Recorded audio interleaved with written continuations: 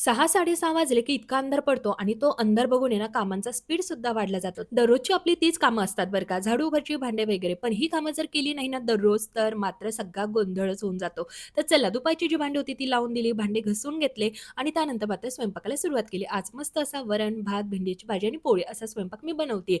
इतका उशीर झालेला आहे, अहोंना चहा प्यायचा होता म्हणून एका बाजूला चहा ठेवला, दुसऱ्या बाजूला भेंडीला फोडणी दिली. आता व्हेजिटेरियन लोकांच्या मनामध्ये काय-काय येईल ना काहीच सांगता येत नाही. इथे माझ्या मनामध्ये असं वेगळंच काही चाललं, यामध्ये काही अळी वगैरे आहे की काय असं आलं होतं. म्हणून मी त्याला जवळ घेऊन बघितलं तर काही नाही. जिरं मोहरी होती, पण मनामध्ये काय-काय विचार आले बघितलं ना तुम्ही.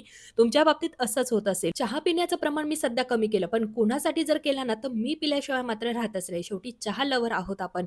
कितीही कंट्रोल करा हो, पण चहा पिल्याशिवाय आपला दिवस काही संपत नाही किंवा उगवतही नाही. आज सकाळी-सकाळी मी 6:00-6:30 वाजताच उठली होती. 7 वाजता आरुषला पाठवून दिलं स्कूलला आणि आम्ही दोघं जण असे गोड तयार होऊन निघालो स्कूलला. कारण आज होता स्पोर्ट्स डे. हे छोटे-छोटे ससे तर बघा ना कसे गाजर गोळा करताय. इथे खूप छान-छान असे गेम झाले आणि आम्ही सुद्धा थोडेसे गेम खेळून घेतलं. आमच्या वेळेस काही नव्हतं बाबा, तुमच्या वेळेस सगळं आहे हे म्हणण्यापेक्षा आहे ना, आपण सुद्धा त्यांच्यावर लहान व्हायचं आणि सगळ्या गोष्टी खेळून किंवा सगळ्या गोष्टी एन्जॉय करून घ्यायच्या.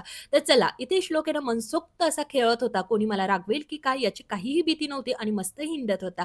त्यानंतर आम्ही घरी आलो आणि असं संपला आजचा दिवस. चलो बाय.